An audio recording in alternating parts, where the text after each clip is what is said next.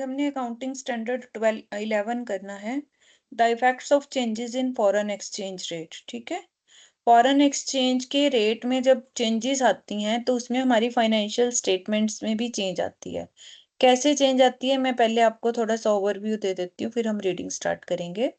जैसे मान लो आपने एक परचेज की फॉरेन किसी कंपनी के साथ, या सेल की आपने आज की डेट में, मैंने शायद पहले भी आपको बताया था, आज की डेट में हो सकता है कि उसकी वैल्यू जो है वो, अगर हम इंडियन रुपीस में लें तो 1 लाख आ रही है, लेकिन जब हमने पेमेंट लेनी या देनी करनी है उस टाइम उसका डॉलर का रेट या फिर यूरो का, जिस भी करेंसी में है, वो चेंज हो सकता है।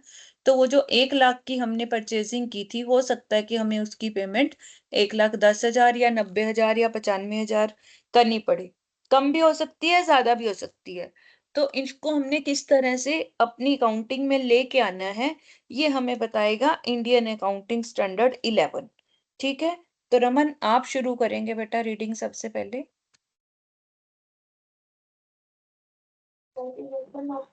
The effects of changes in foreign exchange rate, Accounting Standard 11. Objective: an enterprise may carry on activities involving foreign exchange in two ways. It may have transactions in foreign currencies or it may have foreign operations. In order to include foreign currency transactions and foreign operations in the financial statement of an enterprise, transaction must be expressed in the enterprise's reporting currency and the financial statement of foreign operation must be translated into the enterprise reporting currency. The principal issues in accounting for foreign currency transactions and foreign operations are to decide which exchange rate to use and how to recognize in the financial statement the financial effect of changes in exchange rates. These standards should be applied in accounting for transaction in foreign currencies and in translating the financial statement of foreign operations. These standards also deal with accounting for foreign currency transactions in the nature of forward exchange contracts. The standard does not specify the currency in which the enterprise presents its financial statements. However, an enterprise normally uses the currency of the country in which it is domiciled. It is If it uses a different currency, this standard requires disclosure of the reason for using that currency. These standards also require disclosure of the reason for any change in the reporting currency. This standard does not deal with the restatement of an enterprise's financial statements from its reporting currency into another currency for the convenience of users accustomed to that currency or for similar purposes. This standard does not deal with the presentation in the cash flow statement of cash flows arising from transactions in a foreign currency and the translation of cash flows of a foreign operation. See Accounting Standard 3 Cash Flow Statements. This standard does not deal with exchange differences arising from foreign currency borrowing to the extent that they are regarded as an adjustment to interest cost. See Accounting Standard 16 Borrowing Cost. Next अभी आप reading करेंगे रमन के बाद। कुणाल आप करिए। What are foreign currency transactions which are denominated in a foreign currency or that require settlement in foreign currency are called foreign currency transactions. Example of foreign currency transaction are buying or selling of goods or services priced in foreign currency, emission of disposable of fixed asset denominated in foreign currency, trust or settles liabilities denominated in foreign currency, lending or borrowing when the amount are denominated in foreign currency, unperformed forward exchange contract. Definition. देखिए पहले हम Reporting यहीं currency. तक पढ़ेंगे। Effects of changes in foreign exchange rate, सबसे पहले आपको याद रखना है कि अकाउंटिंग स्टैंडर्ड 11 में आएगा। एन एंटरप्राइज में carry activities involving foreign exchange into two way. दो तरह से हम कर सकते हैं, ये आपका एमसीक्यू बनता है कि फॉरेन एक्सचेंज में आप किस तरह से इन्वॉल्व होती है कोई कंपनी, कोई एंटिटी, कोई एंटरप्राइज। पहला होता है कि आप ट्रांजैक्शन कर रहे हो फॉरेन करेंसी में, यानी कि आप जैसे हम शेयर मार्केट में खरीदते हैं ना शेयर वगैरह, तो हम फॉरेन करेंसी में ही ट्रांजैक्शन कर रहे हैं। दूसरा यह है कि आप फॉरेन ऑपरेशंस कर रहे हो, यानी कि सेल परचेज कर रहे हो। In order to include foreign currency transactions and foreign operations, दोनों ही अगर आप कुछ भी कर रहे हो, चाहे वो आप फॉरेन करेंसी ट्रांजैक्शंस कर रहे हो, चाहे आप फॉरेन ऑपरेशंस कर रहे हो, दोनों केसेस में आपको अपनी फाइनेंशियल स्टेटमेंट्स में उसको दिखाना पड़ेगा। ट्रांजैक्शन मस्ट बी एक्सप्रेस, जब हम कोई ट्रांजैक्शन करते हैं, ट्रांजैक्शन मतलब सेल परचेज कुछ भी करते हैं, तो हम अपनी रिपोर्टिंग करेंसी में उसको दिखाते हैं। जैसे हम तो रुपीज में दिखाएंगे ना, अगर मान लो मैंने कोई मशीन खरीदी यूके से और वो $100 या $200 की आई है, जितने की भी पाउंड जो भी वहां चलते हैं, तो मैं अपनी बुक्स में उसको रुपीज में कन्वर्ट करके दिखाऊंगी ना। रिपोर्टिंग करेंसी क्या होती है हमारी, जो हमारी अपने देश की करेंसी है। ठीक है, समझ आ गई ये बात? Yes, ma'am. Yes, ma'am. ठीक है।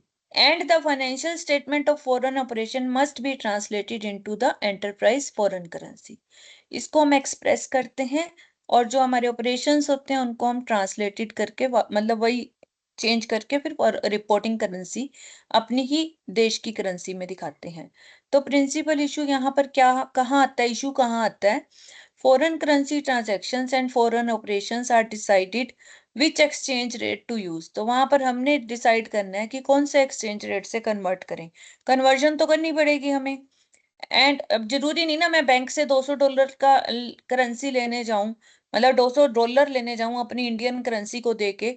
हो सकता है कि वो मेरे को महंगी मिले, क्योंकि मुझे तो $200 देने हैं, और वो मुझे मिले 2 लाख 1-1.5 लाख के जितने के भी मिले, लेकिन मेरी ट्रांजैक्शन जो हुई है वो इतने 1 लाख रुपीज की हुई है, और करेंसी मुझे मिल रही है 1,10,000 की, तो 10,000 मेरा कन्वर्जन एक्सपेंडिचर जा रहा है।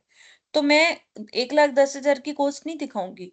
यानी कि मुझे ये देखना है कि मेरी करेंसी चेंज करने के लिए मुझे कितने पैसे लग रहे हैं। हाउ टू रिकॉग्नाइज, किस रेट पे मैं अपनी फाइनेंशियल स्टेटमेंट में अपनी एसेट्स को, अपनी लाइबिलिटीज को, अपने एक्सपेंसेस को, अपनी इनकम को, जो भी मेरे हो रहा है फॉरेन कंपनीज के साथ, उसको किस तरह से दिखाऊंगी। दिस स्टैंडर्ड शुड अप्लाई, कहाँ कहाँ ये अप्लाई होता है? In accounting for transactions in foreign currencies, पहला पॉइंट। दूसरा, in translating financial statement of foreign operations. अगर मेरी फॉरेन ऑपरेशन का मतलब यहाँ क्या है, देखो, ट्रांजैक्शन और फॉरेन ऑपरेशन में क्या फर्क है?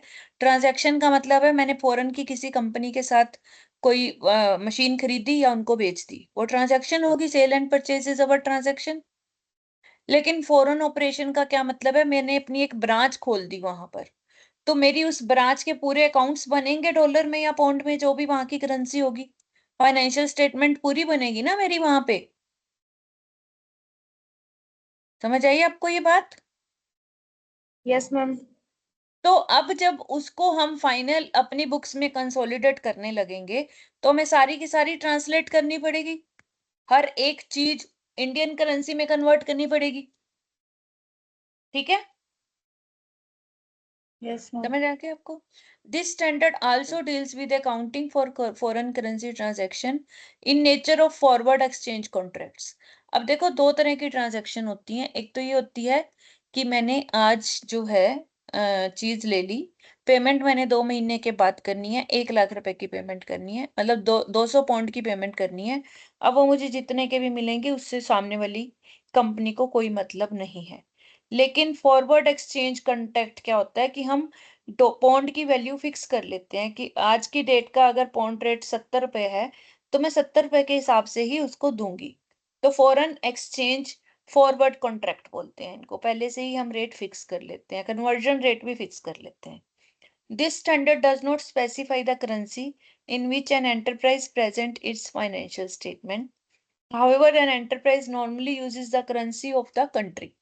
हम ज्यादातर अपनी कंट्री की करेंसी में ही फाइनेंशियल स्टेटमेंट बनाते हैं ना, in which the company is domiciled.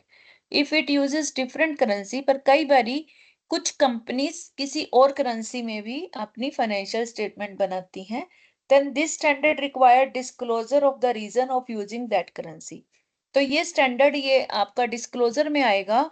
ये स्टैंडर्ड ये कहता है कि आप अपने डिस्क्लोजर में रीजन बताओ कि आप इंडिया में रह रहे हो और आप अपनी कंपनी की स्टेटमेंट डॉलर में या पाउंड में क्यों इशू कर रहे हो, क्यों बना रहे हो, तो उसका रीजन देना पड़ेगा आपको।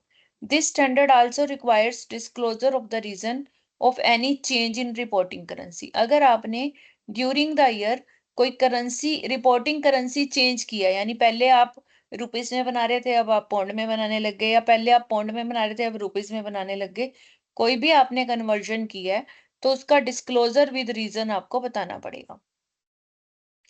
This standard does not deal with the restatement of enterprise financial statement from its reporting currency into another currency for convenience of the users accustomed to that currency for the similar purpose। यहाँ पर ध्यान दो कि अगर आप अपने users की convenience के लिए अपनी करेंसी से आप फाइनेंशियल स्टेटमेंट कन्वर्ट करते हो किसी और करेंसी में, तो वहां ये स्टैंडर्ड अप्लाई नहीं होगा।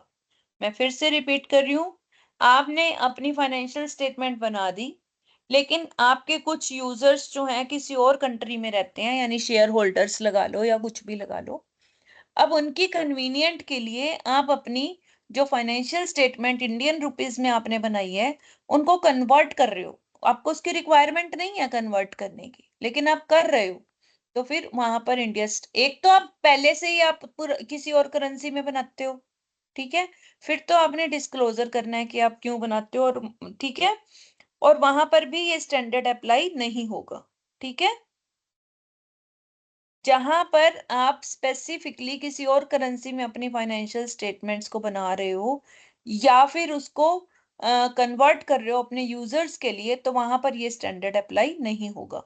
This standard does not deal with presentation in cash flow statement of cash flow arising from transactions in foreign currency और transaction of cash flow of foreign operations, क्योंकि कैश फ्लो के ऊपर हमारा accounting standard 3 apply होता है। आपको याद है ये चीज? कैश फ्लो के लिए हमारा अकाउंटिंग स्टैंडर्ड 3 अप्लाई होता है, इसीलिए वहां पर अकाउंटिंग स्टैंडर्ड 11 अप्लाई नहीं होगा, वहां 3 ही अप्लाई होगा। This standard does not deal with exchange differences arising from foreign currency borrowings to the extent that they are regarded an adjustment of interest cost। देखो उसने दो चीजें बोली हैं, एक फॉरेन ट्रांजैक्शन यानी सेल परचेज, और दूसरी क्या बोली है उसने, फॉरेन ऑपरेशंस, यानी कि आपका वहां बिजनेस चल रहा है। अगर आपने किसी फॉरेन कंट्री के बैंक से उधार लिया हुआ है और उसका इंटरेस्ट देना है और इंटरेस्ट की पेमेंट के लिए आप कन्वर्ट करवा रहे हो करेंसी को, तो वहां पर अकाउंटिंग स्टैंडर्ड 16 अप्लाई होगा, borrowing currency cost, borrowing cost. वहां पर ये कन्वर्जन कॉस्ट का जो डिफरेंस है अकाउंटिंग स्टैंडर्ड 11 अप्लाई नहीं होगा। तो ये डी से लेकर आपके DEFG 4 पॉइंट हैं जहां पर ये अप्लाई नहीं होता है। मैं फिर से बता रही हूँ, अगर आप अपनी फाइनेंशियल स्टेटमेंट किसी और करेंसी में दिखा रहे हो तो ये अप्लाई नहीं होगा। अगर आप सिर्फ यूजर्स के पर्पस के लिए कन्वर्ट कर रहे हो, बनाते तो आप अपनी करेंसी में हो लेकिन यूजर्स के लिए कन्वर्ट कर रहे हो, तो ये स्टैंडर्ड अप्लाई नहीं होगा। कैश फ्लो में ये स्टैंडर्ड अप्लाई नहीं होगा। और आपकी एक्सचेंज डिफरेंस अगर इसलिए आती है कि आपने वहां से उधार लिया हुआ है, तो आपकी बोरोइंग कॉस्ट का स्टैंडर्ड 16 अप्लाई होगा, वहां ये वाला स्टैंडर्ड अप्लाई नहीं होगा। क्लियर है ये चीज आपको? एनी डाउट यहाँ तक? No ma'am. आगे what are foreign currency transactions? Transactions which are denominated in foreign currency or that require settlement in foreign currency। या तो हम उसको डिनोमिनेट ही फॉरेन करेंसी में करेंगे, क्योंकि जब आप ऑनलाइन चीजें खरीदते हो तो अगर फॉरेन की कोई चीज खरीदते हो तो उसका प्राइस भी डॉलर में दिया होता है और हमें उसकी पेमेंट भी डॉलर में ही करनी पड़ती है, तो फिर तो हम उसको फॉरेन करेंसी में ही लेंगे। या आपने सेटलमेंट फॉरेन करेंसी में करनी है, यानी आपने सेल परचेज तो कर ली लेकिन अब पेमेंट देते हुए आपको करेंसी की पेमेंट करनी है, वही बात आ जाती है, तो फिर आपको वहां पर ये वाला फॉरेन करेंसी ट्रांजैक्शन उसको बोलेंगे। अब इसके एग्जांपल वही हैं जो मैं आपको पहले बता चुकी हूँ, बाइंग और सेलिंग ऑफ गुड्स और सर्विसेज। आपने फॉरेन से या कोई ऐसी चीज, जरूरी नहीं है कि फॉरेन से खरीदनी है, कई बार इंडिया में भी वो चीज डॉलर में मिल रही होती है किसी किसी उसमें, लेकिन यहाँ पर फॉरेन करेंसी चलती नहीं है ना, तो हम तो रुपीज ही पेमेंट करेंगे, चाहे वो डॉलर में है चाहे किसी में है। लेकिन अगर हमें करेंसी कन्वर्ट करवानी पड़ती है पेमेंट के लिए, वो तभी होती है जब हम फॉरेन से खरीदते हैं। तो जब हम कोई चीज बाहर से खरीदते हैं या बेचते हैं, चाहे गुड्स हैं चाहे सर्विसेज हैं, तो हमें प्राइस जो है फॉरेन करेंसी में मेजर करना पड़ता है। दूसरा, एक्विजिशन और disposal of fixed assets denominated in foreign currency, वही बात है। Buying selling of goods and services हो गया जो नॉर्मल रूटीन की, जिसमें हम बिजनेस ट्रांजैक्शन कर रहे हैं। और यहाँ पर फिक्स्ड एसेट्स आ गया, यानी कि आपने नॉन करंट एसेट्स खरीदी कोई फॉरेन से या डिस्पोज की फॉरेन में, तो फिर वहां पर भी आपकी फॉरेन करेंसी आएगी, इसके वो भी फॉरेन करेंसी ट्रांजैक्शन आ जाएगी। इनकर और settles liability denominated in foreign currency, कोई लाइबिलिटी आपने बनाई यानी कि उधार लिया, बोरिंग की वहां से, या सेटल किया, जो पहले लिया हुआ था उसको सेटल किया, तो वो भी फॉरेन करेंसी में करना है, तो वो भी फॉरेन करेंसी ट्रांजैक्शन आ जाएगी। लैंडिंग और borrowings when the amounts are denominated in foreign currency and unperformed forward exchange contracts, जब हम कोई फॉरवर्ड एक्सचेंज कॉन्ट्रैक्ट कर लेते हैं, मान लो मैंने बैंक से ये कह दिया कि मुझे ना $500 चाहिए, और आज हम 18 मार्च है, मुझे ना जून में चाहिए $500, तो मैं जून में किसी भी डेट में आपसे $500 ले लूंगी, मेरे लिए बुक रखना, मेरा आज का प्राइस बुक कर लो, ठीक है। और बैंक ने वो प्राइस बुक कर लिया, समझ आ गई ये बात। अब जून में चाहे उस फॉरेन करेंसी का रेट बढ़े चाहे कम हो, जिस रेट पे मैंने बुक किया ना उसी रेट पे मैं ले लूंगी। जैसे हम ज्वेलर के पास जाते हैं, हम कहते हैं कि एडवांस ले लो 20-25%, 50%, और मेरा आज का रेट बुक कर दो, मैं 3 महीने के अंदर अंदर आपसे ये चीज ले लूंगी, तो कर लेते हैं ना वो बुकिंग एडवांस, ठीक है। समझ आई आपको? Yes ma'am. अब आप Yes, उस डेट, आप वो डेट आई और आपने अनपरफॉर्म्ड रह गया, यानी कि आपने नहीं ली वो करेंसी, आपको जरूरत नहीं थी, तो बैंक आपके पूरे पैसे वापस नहीं करेगा, कुछ ना कुछ काट के ही करेगा, तो वहां पर भी फॉरेन करेंसी ट्रांजैक्शन आ जाती हैं। अब आती है definitions. Definitions are more important, क्योंकि डेफिनेशन और टर्मिनोलॉजी पे ही आपकी अंडरस्टैंडिंग डिपेंड करती है। तो सबसे पहली होती है रिपोर्टिंग करेंसी। रिपोर्टिंग करेंसी वो होती है जो हमारे देश की होती है, जिसकी फाइनेंशियल स्टेटमेंट बन रही है, ठीक है, where financial statements are reported. तो हमें अगर इंडिया में बना रहे हैं, इंडिया में ही रिपोर्ट करनी है ना, हमारे अपने रेगुलेटरी अथॉरिटीज को, एमसीए को और रजिस्ट्रार को, then it is called reporting currency. Reporting currency of enterprise operating in India is Indian rupees. Foreign currency क्या होती है? Foreign currencies other than reporting currency is called the foreign currency. हमारी currency को छोड़ के, reporting currency को छोड़ के, बाकी सारी करेंसी हमारे लिए फॉरेन है, ठीक है। क्लियर है ये चीज बेटा? इसमें से एमसीक्यूज आते हैं जो छोटी छोटी डेफिनेशंस दी हुई हैं, और क्वेश्चन भी पूछ लिए जाते हैं, what do you understand by foreign currency, what do you understand by forward rate. समझ आई? Yes ma'am. एक्सचेंज रेट क्या होता है? Rate at which foreign currency is converted into reporting currency और वाइस वर्सा। जिस रेट पे मेरे को आज घूमने जाना है दुबई या किसी भी कंट्री में, तो मैं उस कंट्री की करेंसी लूंगी बैंक से, तभी तो जाऊंगी, क्योंकि वहां खर्च करने के लिए तो मेरे रुपीस तो कोई लेगा नहीं वहां पर। तो जिस रेट पे मैं करेंसी कन्वर्ट करवाऊंगी, फिर मैं वहां से घूम के वापिस आ गई, अब मेरे पास वो बची हुई है करेंसी उस देश की, क्या करूंगी, वो मेरे यहाँ नहीं चलेगी, तो फिर मुझे उसको वापस रुपीस में कन्वर्ट करवाना पड़ेगा, ठीक है। समझ आई ये बात आपको? Yes ma'am. Yes ma'am. तो yes, दोनों केसेस में जो रेट होगा वही एक्सचेंज रेट कहलाता है, जिस रेट पे हम चेंज करते हैं। एवरेज रेट क्या होता है? It means the exchange rate in force during the period. कोई भी पीरियड की जब हम बात करते हैं, उस पीरियड में जो एवरेज रेट होता है, उसका जो अर्थमेटिक मीन निकलता है, उसी को हम एवरेज रेट बोलते हैं।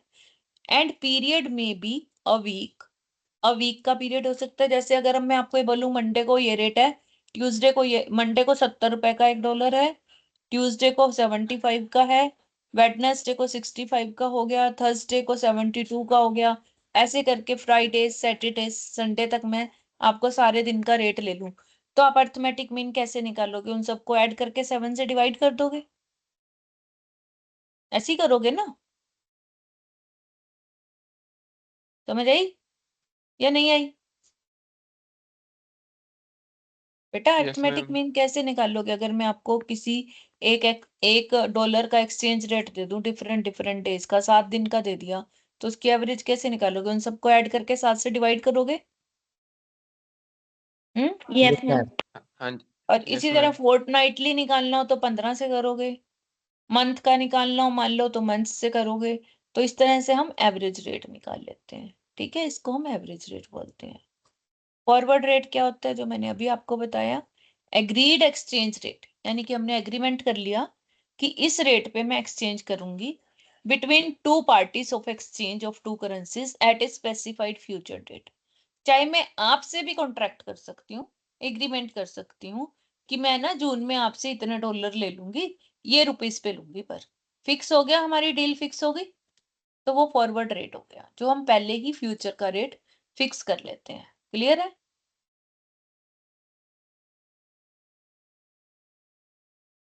क्लोजिंग रेट क्या होता है? Exchange rate at balance sheet date. जब आप अपनी बैलेंस शीट बनाते हो उस 31 मार्च को, उस दिन के रेट को क्लोजिंग रेट बोलते हैं। मॉनेटरी आइटम्स क्या होती हैं? Monetary items are money held and assets and liabilities to be received or paid in fixed or determinable amount of money. For example, cash, receivable, payable, ये सब monetary items होती हैं। Assets and liabilities आप ऐसे याद कर लो, that are monetary items, जिनके बदले हमें या तो कुछ मिलना है या हमने पे करना है।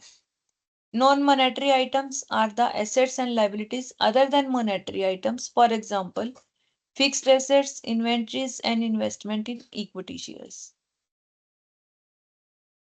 मॉनेटरी आइटम्स में एसेट्स और लाइबिलिटीज कौन सी होती हैं? जैसे कैश हो गया, रिसीवेबल, पेबल हो गया, ठीक है, जिसको आप नॉन करंट कह सकते हो। और इसमें नॉन मॉनेटरी में फिक्स, सॉरी, वो करंट हो गई और ये नॉन करंट हो गई। मॉनेटरी आइटम्स क्या होगी आपकी? करंट हो गई, कैश, रिसीवेबल, पेबल। लेकिन इन्वेंट्री भी करंट है, हम वो भी नहीं कह सकते। मतलब जो हमारा, जिससे हमें पैसा मिल जाएगा, वो हमारे मॉनेटरी आइटम्स है। नॉन मॉनेटरी में जैसे fixed assets, inventory, investment in equity shares, जिससे जल्दी जल्दी पैसा नहीं मिलता है, वो नॉन मॉनेटरी आइटम्स है। फॉरेन ऑपरेशंस अभी मैंने आपको बता दिया, operational activities conducted in a country other than the country of reporting enterprise. अगर आप इंडिया को छोड़ के किसी और कंट्री में काम कर रहे हो तो वो आपकी फॉरेन ऑपरेशंस होंगी। दीज एक्टिविटीज में be in the form of subsidiary, associate, आपकी वहां सब्सिडरी भी हो सकती है, एसोसिएट भी हो सकती है, ज्वाइंट वेंचर भी हो सकती है, या ब्रांच भी हो सकती है, कुछ भी हो सकता है। अब आगे आता है क्लासिफिकेशन फॉर अकाउंटिंग ट्रीटमेंट। ये मैं पढ़ने के लिए बोलूंगी आपको। कुणाल आप पढ़िए। Classification of accounting treatment. The purpose of accounting treatment for the fact of change in foreign exchange rate. The transaction can be classified into following categories. Category 1. Foreign currency transaction. Buying or selling of goods or services. Lending and borrowing in foreign currency. And disposition of asset denominated in foreign currency. Category 2. Foreign operations.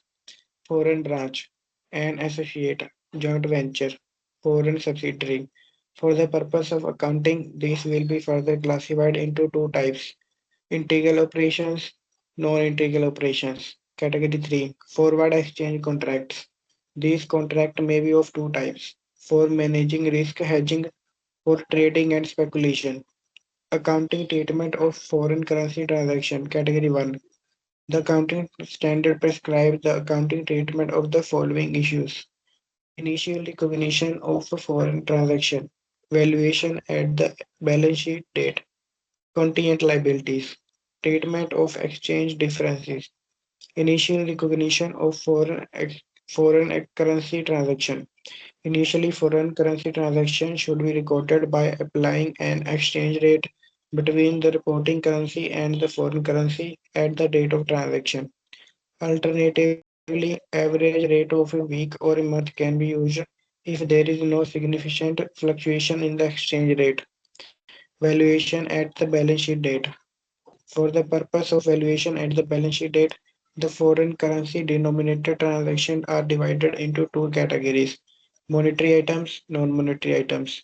Monetary items. Monetary items is to be converted at a closing rate and reported at such.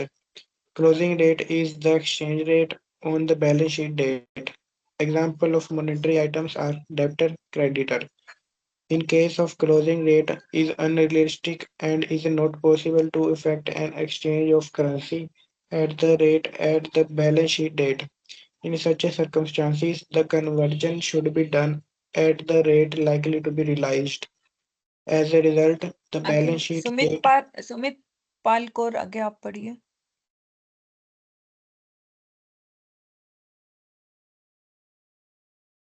Sumit Pal,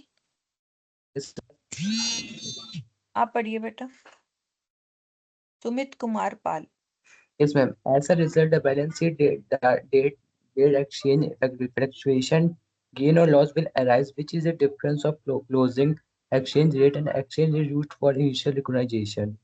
Non-monetary item for the purpose of conversion reporting on the balance sheet data date. Non-monetary item are further categorized into two categories: items carried at historical cost, item carried at fair value. Non-monetary item carried at historical cost. Example of such non-monetary item are fixed asset, long-term investment.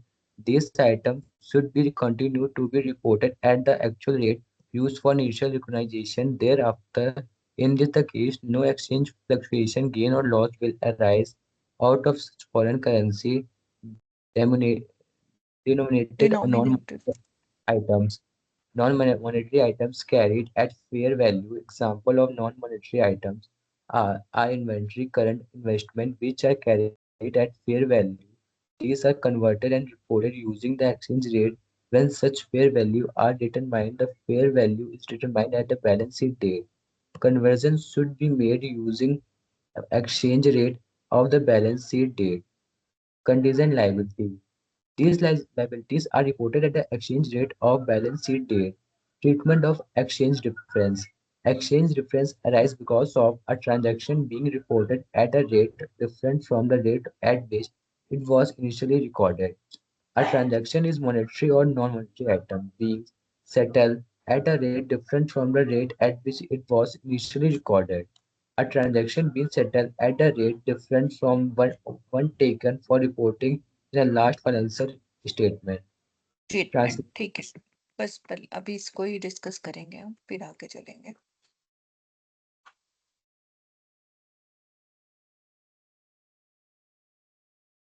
Classification of accounting treatment. बेटा 1 minute में आ रही हूँ, बस मैं hold करना चला।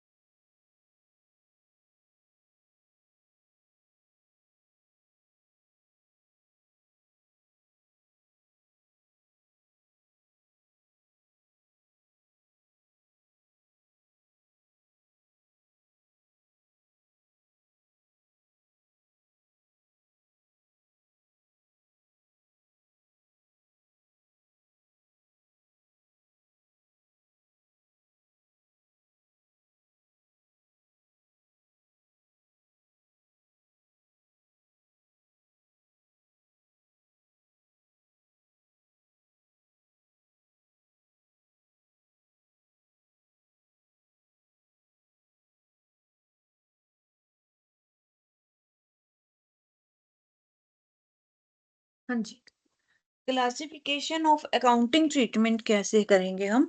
For the purpose of accounting treatment, for the effect of, देखो हमने for change in effect of change in foreign exchange rate पढ़ रहे हैं हम, जो हमारे अकाउंटिंग स्टैंडर्ड 11 में आता है। इसको करने के लिए, इस पर्पस के लिए ट्रांजैक्शन को हम 3 कैटेगरीज में बांटेंगे। पहली कैटेगरी है फॉरेन करेंसी ट्रांजैक्शंस, दूसरी कैटेगरी है फॉरेन ऑपरेशंस, और तीसरी कैटेगरी है फॉरवर्ड एक्सचेंज कॉन्ट्रैक्ट। सबसे पहले तो ये चीज आपने ध्यान रखनी है। तो पहला है हमारा foreign currency transactions. Currency transaction में क्या क्या आता है? Buying and selling of goods और services, lending and borrowing in foreign currency, acquisition and disposition of fixed assets denominated in foreign currency। अब आता है दूसरा फॉरेन ऑपरेशंस। फॉरेन ऑपरेशंस में आप वहीं पर बिजनेस कर रहे हो, आप सिर्फ सेल परचेज नहीं कर रहे। उसमें आएगी आपकी foreign branch, an associate, joint venture and foreign subsidiary. For the purpose of accounting, these will be further classified into two types। इसके लिए फिर दो आएंगी, integral operations and non integral operations. जो आपके ऑपरेशंस होते हैं ना, जिसमें आप फॉरेन में ब्रांच बना रहे हो या ज्वाइंट वेंचर कर रहे हो या एसोसिएट कर रहे हो या सब्सिडरी बना रहे हो, 4 पॉइंट, ये सारे एमसीक्यू बन रहे हैं आपके, और पूरा क्वेश्चन करना है तो इसी पॉइंट्स के हिसाब से याद करके आपने तैयारी करनी है। Integral operations and non integral operations, दो टाइप के ऑपरेशंस होते हैं आपके, ये ध्यान रखना है। तीसरी कैटेगरी हमारी आती है foreign exchange contracts. Foreign exchange contracts का मैंने आपको बार बार एग्जांपल दिया है कि हम फॉरवर्ड एक्सचेंज, सॉरी, कि हम एडवांस में बुकिंग करके रख लेते हैं अपनी करेंसी की, कि हाँ इस टाइम पे मैं आपसे इस रेट पे इतनी करेंसी ले लूंगी। और ये भी दो तरह के होते हैं। एक तो हम रिस्क को मैनेज करने के लिए करते हैं, हेजिंग के लिए। हेजिंग क्या होता है या रिस्क मैनेजमेंट क्या होता है? मुझे ये पता है, मान लो मैंने फॉरेन से ले लिया लोन, ठीक है। अब मुझे ये पता है कि मैंने उसकी पेमेंट करनी है, जुलाई में मेरी इंस्टॉलमेंट जानी है, ठीक है। और जो मैं मार्केट को देख रही हूँ, तो मुझे ये लगता है कि फॉरेन एक्सचेंज के रेट तो बहुत बढ़ रहे हैं, ठीक है, और ये तो उस टाइम बहुत मेरे को महंगा पड़ जाएगा।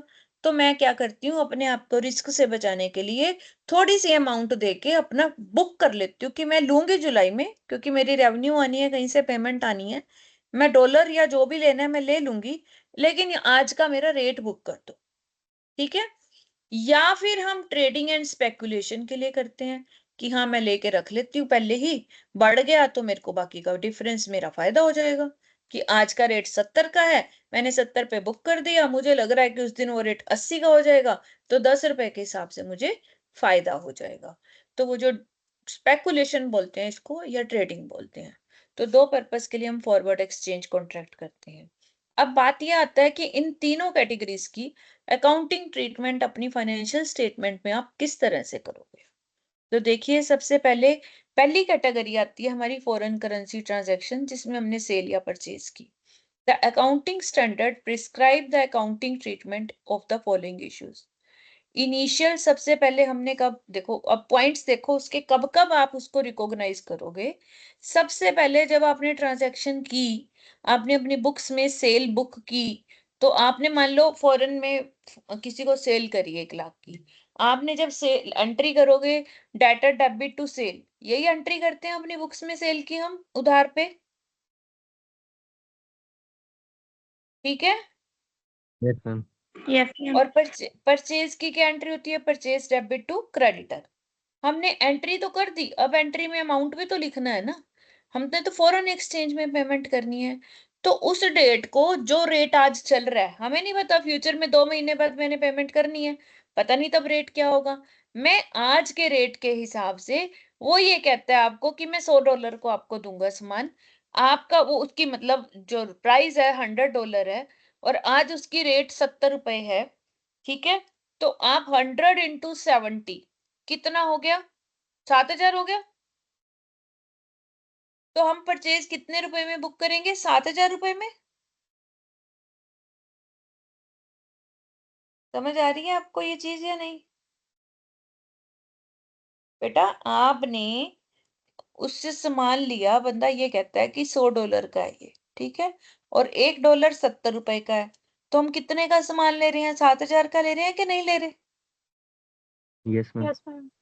तो Yes, हम ma'am. क्या एंट्री करेंगे? परचेज डेबिट टू क्रेडिटर 7,000 कर दी हमने एंट्री, इनिशियल रिकॉग्नाइज हो गई। Yes, ma'am. फिर क्या आया? बैलेंस शीट आ गई, अभी आपने पेमेंट नहीं करी, 1 मार्च को तो खरीदा था, पेमेंट करनी है मई में, 31 मार्च को बैलेंस शीट बना रहे हो, 31 मार्च को डॉलर का रेट है 72 रुपीज। अब उस हिसाब से अगर आपको उसी दिन पेमेंट करनी पड़ जाए तो 7200 की पेमेंट करोगे, जबकि आपने लाइबिलिटी तो 7000 की बनाई हुई है। ये बात समझ आई आपको? Yes ma'am. Yes, ma'am. तो इसका मतलब जो 2000 की आपकी और बुकिंग होगी उसको कहीं ना कहीं एडजस्ट करोगे बैलेंस शीट डेट पे। 200 की, सॉरी, समझ आई आपको? Yes, ma'am. पहली Yes, रिकॉग्नाइजेशन कब होती है? जिस डेट को हम ट्रांजैक्शन करते हैं। दूसरी रिकॉग्नाइजेशन वैल्यूएशन तब होती है जब बैलेंस शीट बन जाती है लेकिन हमने अभी तक उसको सेटल नहीं किया पेमेंट को। तीसरी होती है कंटिंजेंट लाइबिलिटी, कि जब हम पेमेंट करेंगे हमें लग रहा है कि तब तक इसका रेट और बढ़ जाएगा और हमें तो 7500 देने पड़ेंगे, तो 200 रुपए 7200 तो हमने कर लिया, 300 रुपए की कंटिंजेंट लाइबिलिटी और बुक करके रखनी पड़ेगी हमें।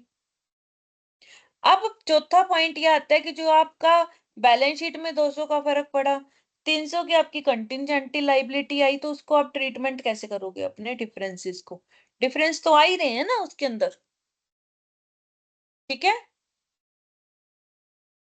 Yes, ma'am.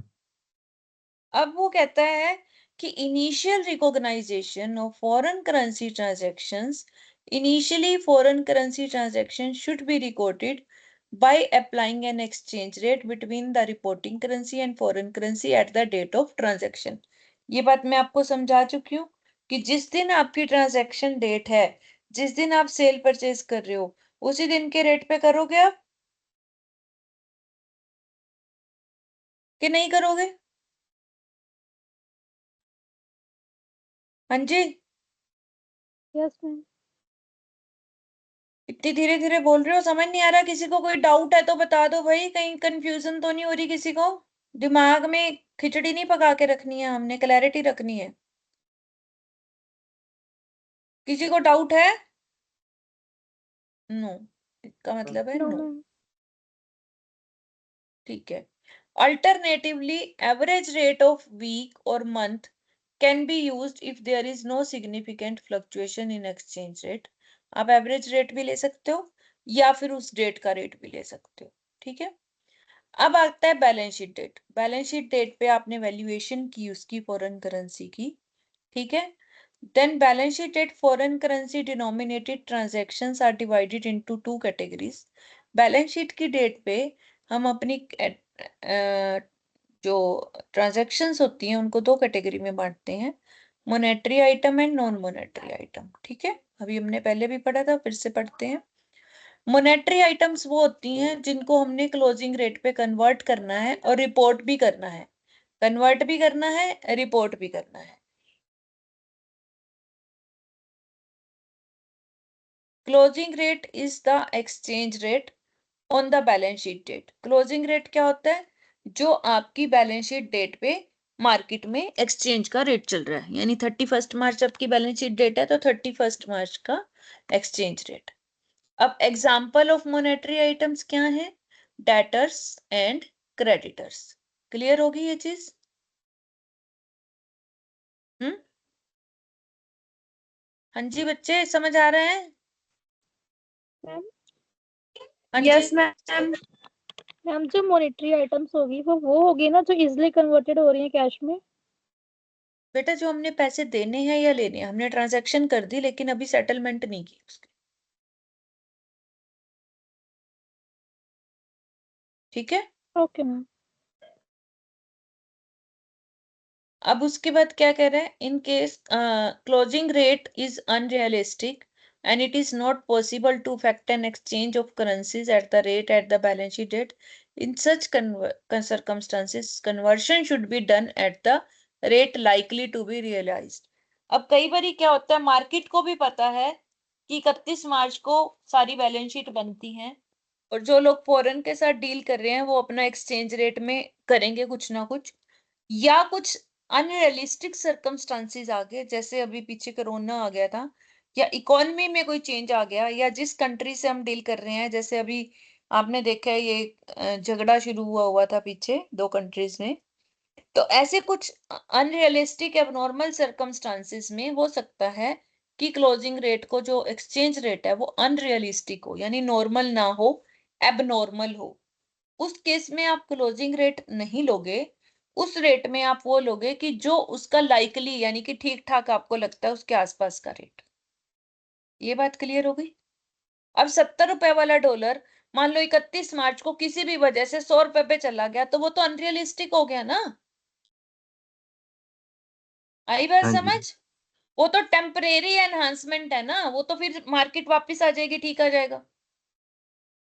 आजकल आप शेयर मार्केट अगर देखो तो कितनी टूट रही है, तो ये चीजें ना टेम्परेरी अप डाउन चलता रहता है, तो उसको आपने कंसीडर नहीं करना है। हो सकता है 31 मार्च वाला वही चीज हो, अनरियलिस्टिक हो, तो उसको नहीं देखना, आपने वही लेना है लाइकली टू बी रियलाइज्ड।